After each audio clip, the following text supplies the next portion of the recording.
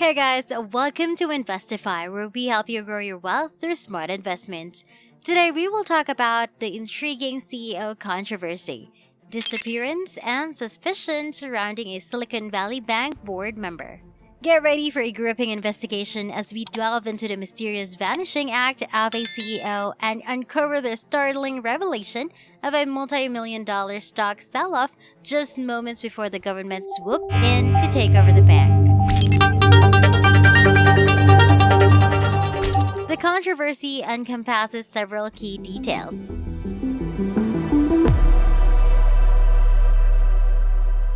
Number 1. The disappearance. A prominent CEO from the tech industry mysteriously vanishes, leaving colleagues and investors bewildered. Questions arise about the circumstances surrounding the CEO's sudden absence and the lack of communication regarding their whereabouts. Number 2. Stock sell-off. Prior to the government's takeover of the bank, a significant stock sell-off occurs. The timing of this sell-off raises suspicions of insider trading and prompts an investigation into the CEO's involvement. Number 3. Government takeover. As the controversy unfolds, the government steps in to take control of the bank. This move further intensifies speculation about the CEO's actions and potential connections to the bank's uncertain financial situation. Number 4. Motives and suspicions. With the CEO's disappearance and the stock sell-off in proximity, questions arise regarding the motives behind these actions. Speculation mounts about potential financial misconduct, hidden agendas, and personal circumstances driving the CEO's decisions. In an intriguing turn of events, the CEO of Silicon Valley Bank, who once held a prominent position on the board of directors of the Federal Reserve Bank of San Francisco, found himself mysteriously erased from the organization's website on a fateful Friday night. The sudden disappearance of his name raises eyebrows, given his previous role on the board. Adding to the air of suspicion, it came to the light that the CEO had sold approximately $3.4 million worth of Silicon Valley stock on February 28, mere days before the bank's surprising government takeover. Such impeccable timing naturally invites questions about potential insider trading. While conclusive evidence is lacking, the circumstances surrounding the situation cannot be ignored. Seeking to defend his actions, the CEO claimed that the stock sale was part of a pre-arranged plan, a measure often employed by insiders to address concerns of insider trading. These plans are meticulously structured, approved by the SEC, and outline the regular sale of a specific percentage of their holdings. By adhering steadfastly to this plan, insiders contend that their actions are innocent and not indicative of any wrongful conduct. However, it remains a possibility that the plan itself served as a smokescreen for illicit insider trading. Ultimately, the courts and the SEC bear the responsibility of unearthing the truth behind these allegations.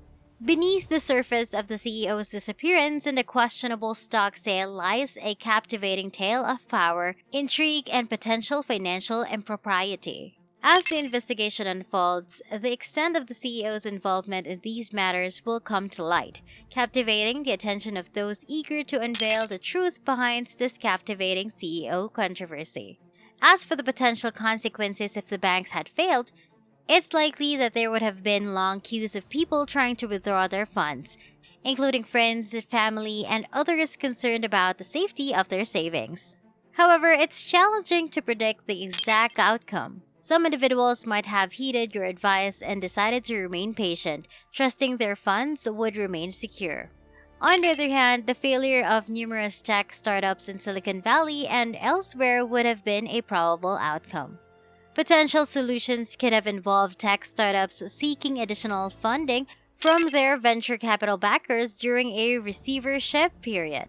Venture capital firms might have provided high-interest bridge loans to help them through until the situation improved. People are often resourceful and adaptable when it comes to their financial interests, so it's conceivable that alternative measures would have been explored.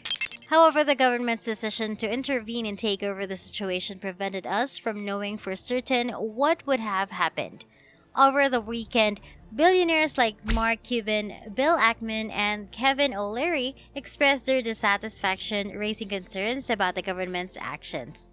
It's worth noting that while these individuals may not represent the majority, they still hold considerable wealth. It's important to acknowledge the uncertain future outcomes in such a hypothetical scenario, making it challenging to provide a definitive analysis of how individuals and institutions would have responded during a crisis. When the government provides guarantees for portfolios and bank deposits, it essentially leads to the de facto nationalization of banking system, regardless of ownership. These guarantees typically come with new government regulations aimed at ensuring financial stability, which may include directives from increased lending related to climate change or political contributions. There is a pressing need to address equity and diversity within the banking system, as current efforts in this area appear inadequate. The government holds significant leverage over banks due to their reliance on government support, effectively resulting in a nationalized banking system. Concerning Ackman's statement, it seems carefully crafted to allow for interpretation. However, there is ambiguity regarding the extent of direct and indirect investments, limited information on their specifics and locations within a private equity portfolio. It remains uncertain whether Ackman is involved with major venture capital firms like Zion Centerbridge or Kleiner Perkins. The statement's language allows for flexibility, particularly in investment amounts and categorization, raising questions about its accuracy. Considering alternatives such as significant funding reductions instead of an all-or-nothing approach should be explored. While challenges for startups with around 20 employees are acknowledged, it is vital to consider the broader impact and substantial financial implications involved.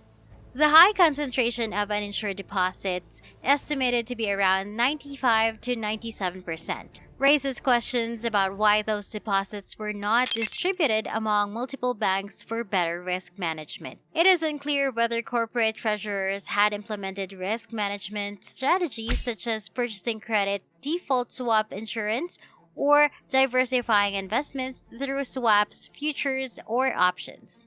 This lack of risk management is concerning, as it is a fundamental aspect of financial risk management. Understanding and implementing risk management practices is not a complicated concept. While there is limited sympathy for their situation, it is important also to address pressing humanitarian issues like homelessness, mental illness, and fentanyl crisis, which has caused the deaths of many Americans. Additionally, concerns exist regarding border control and the collaboration between China and Mexico in the production and distribution of fentanyl, posing a significant threat to society. These issues should be addressed alongside financial discussions. In 1840s, the UK faced a trade deficit with China as China was uninterested in purchasing goods from the UK and its colonies. The British desired various Chinese products such as silk, tea, natural resources, and ceramics, which they had to pay for using gold or silver due to the prevailing mercantilist system. However, the British government aimed to retain the gold and silver for themselves instead of using it to settle the trade deficit. To address the situation, they resorted to selling opium to the Chinese, leveraging their control over northern India and Afghanistan. Despite Chinese resistance, the British Royal Navy forcibly opened the port of Hong Kong and compelled the Chinese to buy opium. This resulted in a significant portion of the Chinese population becoming addicted to opium. The British and Americans, including families like the Delanos, played a role in this trade as well. The Chinese have never forgotten this history, which includes opium wars, the Boxer Rebellion, unequal treaties, Japanese invasion, civil war, and warlord era, leading to 120 years of chaos and turmoil until Mao Zedong took over.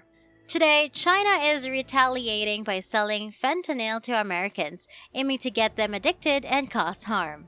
Mexico is collaborating with China in this endeavor. Therefore, when considering concerns about large deposits held by companies like Rocco and Silicon Valley Bank, it is crucial to give due attention and priority to numerous humanitarian issues.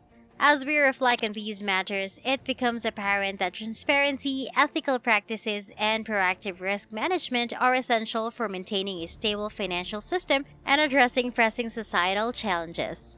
By striving for fairness, accountability, and diversity within the banking industry, we can work towards a more resilient and inclusive economic landscape. Please share your thoughts in the comments below. That's it for today. Thank you for watching. Don't forget to like this video, subscribe to our channel, and ring that notification bell for more updates here on Investify.